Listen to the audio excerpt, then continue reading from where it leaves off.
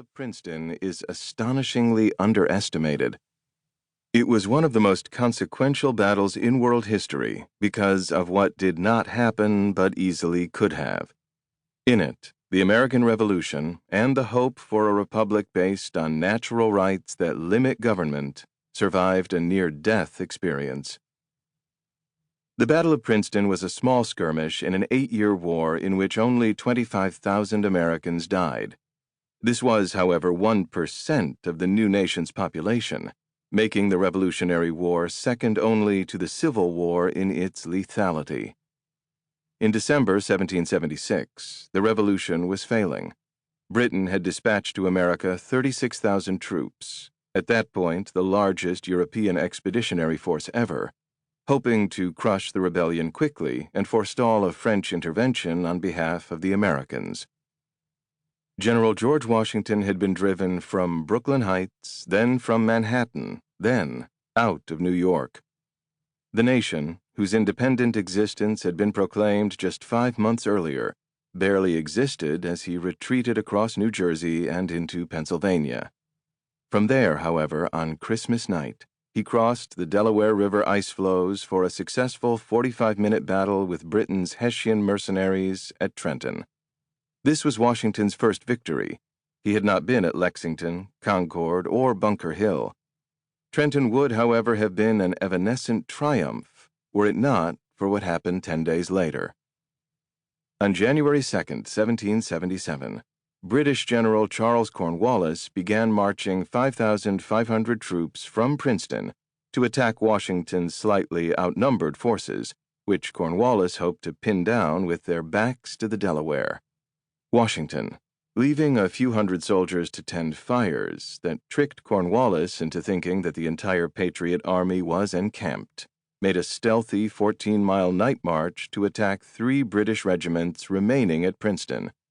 The opposing forces collided shortly after dawn. The most lethal weapons in this war were bayonets. The British had them. Few Americans did. The Americans beat a panicked retreat from the advancing steel. By the example of his personal bravery, Washington reversed the retreat and led a charge that saved a nation. Serving Washington there was a fellow Virginian, a future Washington biographer and Chief Justice of the Supreme Court, John Marshall.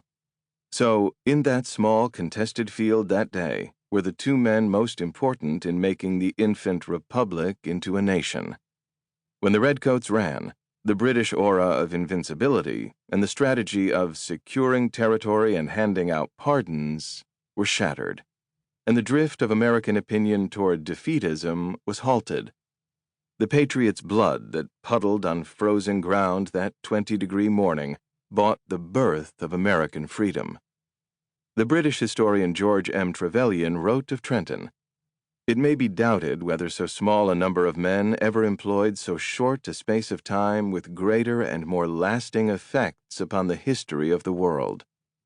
But this would not have been the judgment of any historian if Washington had not prevailed at Princeton.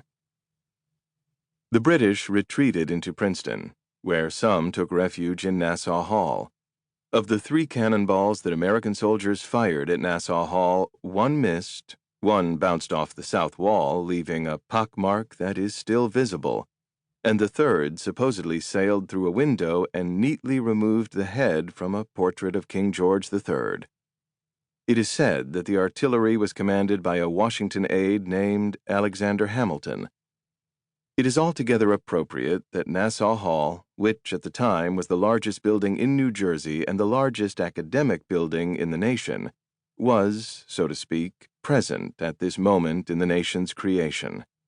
In that building, James Madison, who was to become the nation's 4th president, had lived and studied, and Woodrow Wilson, who was to become the 28th president, would begin his ascent to national prominence from his Nassau Hall office as president of Princeton University. This book is about American political thought, which today is, to a remarkable extent, an argument between Madisonians and Wilsonians. My subject is American conservatism. My conviction is that, properly understood, conservatism is the Madisonian persuasion.